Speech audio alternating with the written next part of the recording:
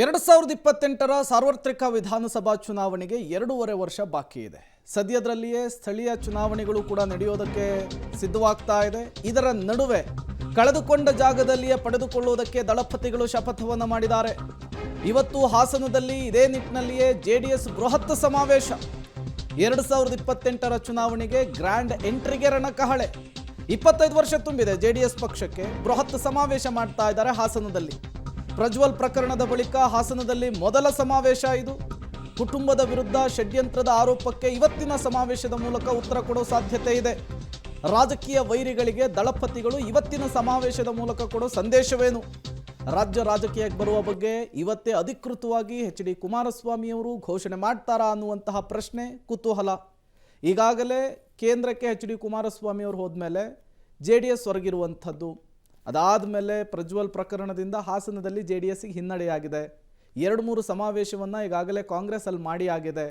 ಒಂದೇ ಕಲ್ಲಲ್ಲಿ 2 ಹಕ್ಕಿಯನ್ನು ಹೊಡೆಯೋದಕ್ಕೆ ದಳಪತಿಗಳು ನಿರ್ಧರಿಸಿರೋದು ಸ್ಪಷ್ಟ. ಹಾಗಾಗಿಯೇ ಈ ಬೃಹತ್ ಸಮಾವೇಶವನ್ನು ಇವತ್ತು ಹಾಸನದಲ್ಲಿ ಮಾಡ್ತಾ ಇದ್ದಾರೆ. ಜೆಡಿಎಸ್ಗೆ ಶಕ್ತಿ ಕೇಂದ್ರ ಯಾವ ಜಿಲ್ಲೆ ಕೇಳಿದ್ರೆ ಹಾಸನ. ಸೊ ಹಾಸನದಲ್ಲಿ ಕಾಂಗ್ರೆಸ್ನವರು ಅವರ ಕೋಟೆಯನ್ನ ಡಿಸ್ಟರ್ಬ್ ಮಾಡೋದಕ್ಕೆ ಪ್ರಯತ್ನ ಪಡ್ತಾ ಇರೋ ಟೈಮ್ನಲ್ಲೇ ಜೆಡಿಎಸ್ನ ಬೃಹತ್ ಸಮಾವೇಶ ಒಂದು ದೊಡ್ಡ ಸಂದೇಶಕ್ಕೆ ಕಾರಣ ಆಗ್ತಾ ಇದೆ. ಕಾಂಗ್ರೆಸ್ಗೆ ಸೆಡ್ಡು ಹೊಡೆಯೋದಕ್ಕೆ ಈ ಪ್ರದರ್ಶನ ಅನ್ನೋದ್ರಲ್ಲಿ ಯಾವುದೇ ಎರಡು ಅನುಮಾನ ಇಲ್ಲ.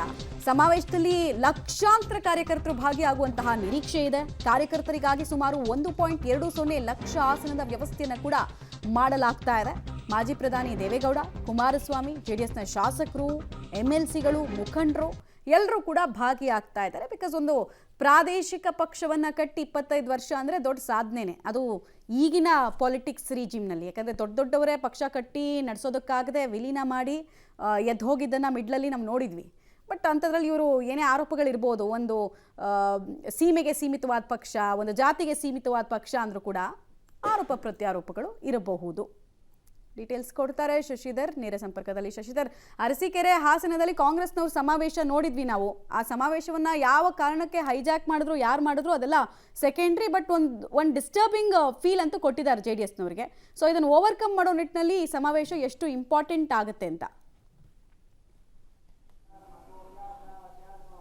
ಮುಂತಾ ಹಾಸನ ಜಿಲ್ಲೆ ಜೆಡಿಎಸ್ಗೆ ಭದ್ರಕೋಟೆ ಆಗಿತ್ತು. ಆದರೆ ಕಳೆದ ಲೋಕಸಭಾ ಚುನಾವಣೆಯಲ್ಲಿ ಜೆಡಿಎಸ್ ಹಿಡಿತವನ್ನು ಕಳೆದುಕೊಂತು. ಅದಾದ ನಂತರ ಪ್ರಜ್ವಲ್ ಪ್ರಕರಣ ಆಯಿತು.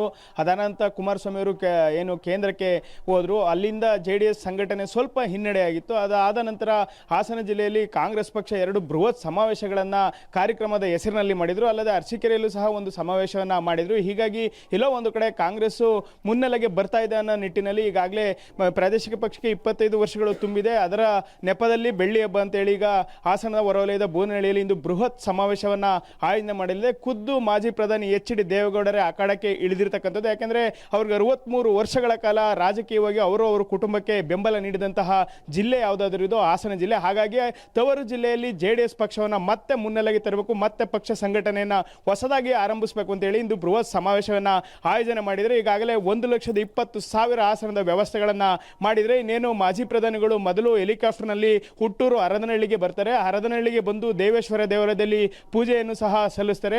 ಅವರಿಗೆ ಪುತ್ರರಾದಂತಹ ಕೇಂದ್ರ ಸಚಿವ ಕುಮಾರಸ್ವಾಮಿ ಅವರು ಸಾಥನ್ನು ನೀಡಲಿದ್ದಾರೆ. ಈಗಾಗಲೇ ಮತ್ತೊಬ್ಬ ಪುತ್ರರಾದಂತಹ ಮಾಜಿ ಸಚಿವ ಎಚ್.ಡಿ. ರೇವಣ್ಣ ಅವರು ಹರದನಹಳ್ಳಿಯ ದೇವೇಶ್ವರ ದೇವಾಲಯ ಇರ್ಬೋದು, ಹೊಣೆನರಸೀಪುರದ ಶ್ರೀ ಲಕ್ಷ್ಮೀ ನರಸಿಂಹಸ್ವಾಮಿ ದೇವಾಲಯ ಹಾಗೂ ಮಾವಿನಕೆರೆಯ ಶ್ರೀ ರಂಗನಾಥ ಸ್ವಾಮಿ ದೇವಾಲಯಕ್ಕೆ ಭೇಟಿ ನೀಡಿ ಪೂಜೆಯನ್ನು ಸಲ್ಲಿಸಿದ್ದಾರೆ. ಮತ್ತೊಂದು ಕಡೆ ಜನರು ಸಮಾವೇಶದತ್ತ ಆಗಮಿಸ್ತಾ ಇದ್ದಾರೆ. ಜೆಡಿಎಸ್ನ ಪ್ರಮುಖ ನಾಯಕರಾದಂಥವರು ವರಿಷ್ಠರಾದಂಥ ಎಚ್.ಡಿ. ದೇವೇಗೌಡರು ಅವರ ನೇತೃತ್ವದಲ್ಲಿ ಈ ಸಮಾವೇಶ ನಡೀತಾ ಇದೆ. ಹರದನಹಳ್ಳಿಯಲ್ಲಿ ಪೂಜೆಯನ್ನು ಸಲ್ಲಿಸಿ ನಂತರ ಸಮಾವೇಶಕ್ಕೆ ರ್ಯಾಂಪ್ ಮೇಲೆ ಅವರು ವೀಲ್ ಚೇರ್ನಲ್ಲಿ ಬರ್ತಾರೆ. ಅವ್ರ ಜೊತೆ ಜೆಡಿಎಸ್ನ ಹಾಲಿ ಶಾಸಕರು ಇರ್ಬೋದು, ಹಾಲಿ MLCಗಳಿರ್ಬೋದು, ಮಾಜಿ ಶಾಸಕರು ಸೇರಿದಂತೆ ಲಕ್ಷಾಂತರ ಜನ ಸಮಾವೇಶದಲ್ಲಿ ಭಾಗವಹಿಸ್ತಾರೆ. ಏನು ಕಾಂಗ್ರೆಸ್ 2 ಸಮಾವೇಶವನ್ನು ಮಾಡಿದ್ದು ಅದಕ್ಕೆ ಸೆಡ್ಡು ಹೊಡೆಯ ನಿಟ್ಟಿನಲ್ಲಿ ದಳಪತಿಗಳು ಇವತ್ತು ಶಕ್ತಿ ಪ್ರದರ್ಶನಕ್ಕೆ ಮುಂದಾಗಿದ್ದಾರೆ. ಈಗಾಗಲೇ 2 ದಿನಗಳ ಹಿಂದೆ ಕೇಂದ್ರ ಸಚಿವರಂತ ಕುಮಾರಸ್ವಾಮಿ ಅವರು ಖುದ್ದು ಆ ಸಮಾವೇಶ ನಡೆಯುವಂಥ ಸ್ಥಳಕ್ಕೆ ಒಂದು ಪರಿಶೀಲನೆಯನ್ನು ನಡೆಸಿದರು.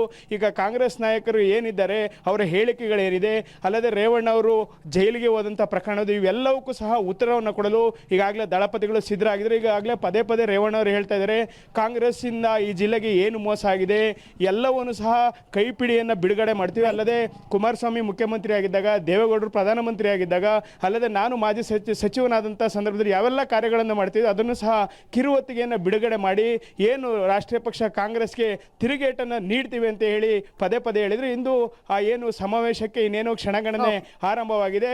ಕೆಲವೇ ನಿಮಿಷಗಳಲ್ಲಿ ಸಮಾವೇಶ ಆರಂಭವಾಗುವ ಮೂಲಕ ಕಾಂಗ್ರೆಸ್ಗೆ ತಕ್ಕ ಉತ್ತರವನ್ನು ದಳಪತಿಗಳು ನೀಡಲು ಮುಂದಾಗಿರ್ತಕ್ಕಂಥದ್ದು. ಮಮತಾ, ಧನ್ಯವಾದ ಶಶಿಧರ್ ತಮ್ಮ ಮಾಹಿತಿಗಾಗಿ.